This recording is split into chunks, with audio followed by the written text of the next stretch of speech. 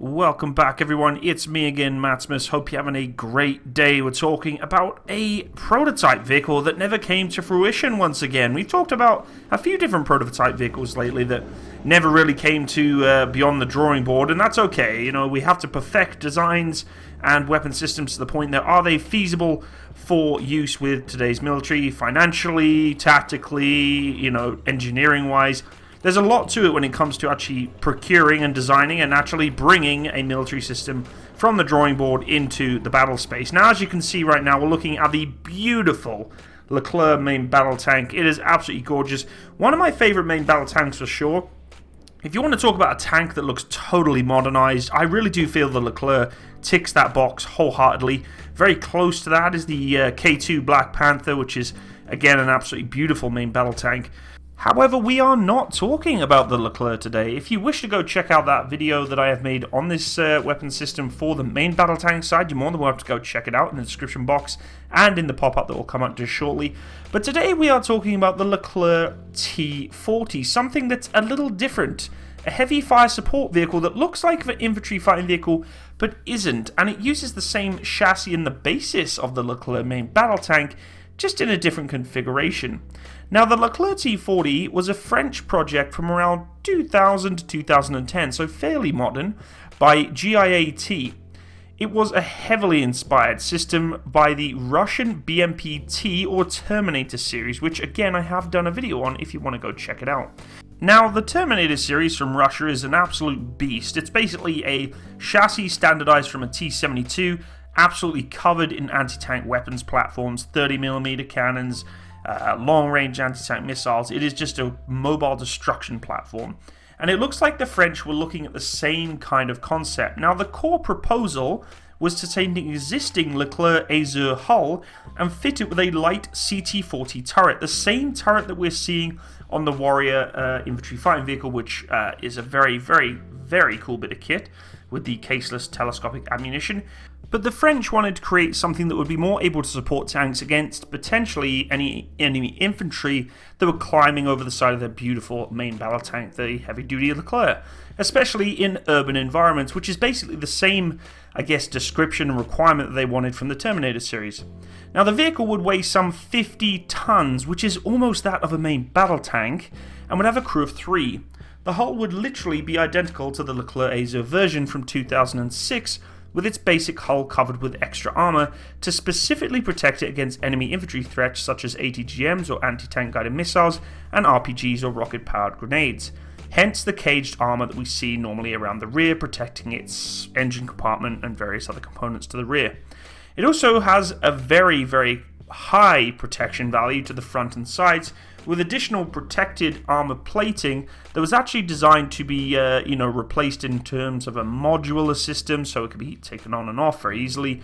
And that's fairly common we see nowadays in sort of, modern day battle tank upgrade packages. They don't want stuff that just stays there. They want it to be bolted on and off so it can be replaced, and that makes complete sense. Interestingly enough, this is one of the only vehicles that I've researched that they actually specifically mention the requirement to have protection against liquid incendiaries, which basically means any kinds of Molotov cocktails or petroleum-based products that could be thrown on top of the engine decks that would destroy the engine pack, which is something I've never really heard of before from a designation of a vehicle to have that armor requirement or the protective requirement, which makes complete sense. And the only real way to get around that is extra engine deck protection, which is basically asbestos, protective layer on top of the decks there. But it's just really fascinating to me. It's the first time I was actually able to find information that says, you know what, we want to protect our power pack, which, being a tank mechanic, I know fine well that's a very easy and quick way to knock out a tank if you have the capability as infantry to do so. So the T40 turret, on the other hand, was only made from welded aluminum plates, along with some extra add-on steel plating, and would only receive Stanag Level 5 protection, which is only preventing 25mm autocannon rounds at around about 500 meters, which really isn't very much at all. Further protection will be provided by smoke grenade launchers, pretty standard, APS or Active Protection System by Segum, not a specific model though, this is just sort of a general proposal, and special missile decoys or flares that were going to be used. No surprise that the mobility of the vehicle would remain the same as that of the standard Leclerc, thanks to it retaining its 1500 horsepower, 16.47 litre supercharged V8 diesel engine, allowing the vehicle to go around about 75 km an hour forward and 38 km in reverse, with the acceleration of 0 to 32 km an hour roughly taking about 5 seconds. And considering you're moving 52 tons of armour, that's pretty impressive. However, of course, the biggest difference when compared to the standard Leclerc main battle tank, of course, would be its turret and armament. The T40 turret was developed as a rather universal turret for multiple French platforms. It was, for example, tested on the AMX-10 RC AFV. Its main armament was the 40mm CTAS weapon system, a telescopic automatic cannon developed together by BAE and Nexter, and trust me on this, I will be doing a lot more footage and information on that weapon system in the future, so stay tuned. The main gun was designed to be fully stabilised and automatically loaded, with its rate of fire being around 200 rounds per minute. Its ammunition included APF SDS-T, penetrating 140mm of rolled homogeneous armour at 1500 meters, GPR-PT, or General Purpose Round Point Detonating, as its name suggests, was a multi-purpose round with its penetration being around 210mm against concrete, more designed against buildings, which in an infantry setting would make a lot of sense. GPR-ABT, or General Purpose Round Airburst Tracer, was an indirect airburst trench sweeper quote round with enhanced area effect thanks to its programmed detonating above ground capability. And as an artillery gunner nowadays, I can definitely see that being quite the capability of being a trench sweeper, especially against infantry. Airburst rounds are absolutely devastating. The gun could elevate to plus 60 degrees in order to engage enemy helicopters as well as combatants firing from top stories in urban environments, and depress to minus 10 degrees and was controlled by a very advanced fire control system with hunter-killer capability, which was equipped with thermal imager as well as an automatic target tracker, similar to that we see on the Abrams and other main battle tanks with the CITV or Commander's Independent Thermal Viewer. It is the rotating box that we see on top of the Leclerc as well. This project appeared on the Eurostatory 2012 Expo on paper, however. A big advantage of the project, when it came to proposing it to the French anyway, was that no one really thought of producing these vehicles from scratch. They were to be made by converting the Leclerc tanks from what was already in service. The idea was to adapt the turrets that would be sort of modular. Not exactly field conversion modular, that is, however, but the conversion was envisioned that it would be quite quick and fully reversible. As you might have guessed, though, the French military was not really interested, and neither was any other Leclerc operator. The United Arab Emirates, for sure, definitely had no interest in this. There are several reasons for this. First of all, it was deemed expensive, and the French preferred to focus on upgrading their Leclerc tanks as well as on the Scorpion program. Secondly, its battle value was debatable, with very few examples of such vehicles available or tested in combat. The Terminator system, for example, really had no true value of what they could see in a Russian standpoint. They didn't see it being applicable for a French standpoint. And also, nobody really knew how to use it, and the tactics for it would have to be newly developed. Even if the French copied the tactics of that the Russians would use, it would not do them as good as the BMPT, as it carried ATGMs, and while the Leclerc, originally, and they were looking at trying to upgrade it with some missiles, did not. And finally, the last argument was that the Russians really weren't even fully utilizing their own BMPT concept, and the Terminators, although still trying to be used, and they have been shown on things like the Victory Day Parade in Moscow, are really not tactically sound. They don't have a huge impact on the battlefield than that of a infantry soldier with an anti-tank missile system, or an infantry fighting vehicle that could be plugged on with a bunch of anti-tank weapon systems. It doesn't need to be a dedicated tank platform. 50 tons of armor that is only designed to be a support system for tanks really made not much sense. Simply put, it just wasn't worth the trouble.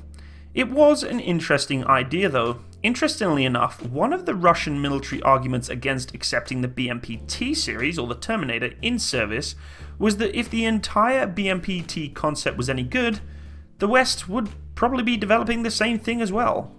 Comparing that argument to the list of why the T40 was never accepted is most certainly ironic, although the act of accepting Russian patent Terminator in service might be a little more than an extension of the Russian marketing attempts to successfully export the vehicle. Whether it will be successful really remains to be unseen, in my personal opinion, but the T40 was almost doomed from the start. A cool idea, in theory, but unfortunately when you put something like a support turret or an infantry fighting vehicle turret on a main battle tank chassis, you're kind of trying to mix apples and oranges. It doesn't make a huge amount of sense. You know, we've looked at weapon systems like the T14 Armada, where they do have infantry fighting variants of that vehicle. They've changed and modularized the system so that you can change turrets, put different configurations on there. But in this standpoint, the French really see no added value in it. And I personally would say it doesn't make much sense either, having a big, heavy-duty main battle tank chassis just carrying a small CD40 turret. Doesn't make a huge amount of sense. Now, if the CT40 turret had some extra capabilities to it, you know, a ton more, you know, optronics in there, or anti-tank weapon systems, such as, you know, the missile systems they use nowadays, top-down attack, really heavy-duty active protection systems, maybe it'd be useful. But even then, it seems more like it should be an infantry fighting vehicle, and you can't turn this into an infantry fighting vehicle. The power pack is huge in the back there, that big old V8. You can't have troops dismounting from the front, and you can't put anything in the back because the power pack's there. So it's kind of a weird dynamic that they were going with this, and that's why the Terminator series is kind of strange in its basis. But with the Russians, I can see it working. It's more applicable because the T-72 isn't super heavy, and it was fairly cheap for them to make these things to support the infantry in, you know, sort of urban environments that they were dealing with in their own conflicts and battle spaces that they had battle groups going through. The French, not so much. They just wanted to capitalize on making the Leclerc a bigger, better main battle tank, and good for them. So, as much as I would have liked to have seen this weapon system come into play, I'm not hugely disappointed. So I hope you learned a little bit about this prototype vehicle that never really came to be. I'd love to hear your input and opinion on it. Let me know what you think. If you did enjoy today's video, folks, I would really encourage you to hit that little thumb like button so you could be giving me some likes into the old YouTube algorithm. If you enjoyed the video in general, you're new to my channel, first of all, welcome. Thank you for being here. Second of all, please make sure you hit the subscribe button and the bell button by the subscribe button to be notified of any upcoming videos that I'll produce of any military equipment in the future. Also, if you are a supporter of my Patreon page, thank you so much for donating and supporting my financial requirements for this channel. I really do appreciate it. It's helping me a lot to procure new equipment and things I need to sort of prepare for in the future for some projects I've got going on. I think you're going to really enjoy them, but I've got a lot of preparatory stuff to do to get that going. So thank you to everyone who has been supporting my Patreon. Really, though, I cannot thank you enough.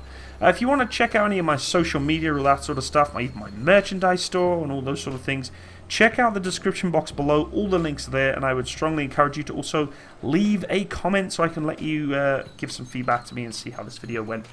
Thanks again for joining me today, folks, and I will see you on the next video. All the best. Au revoir.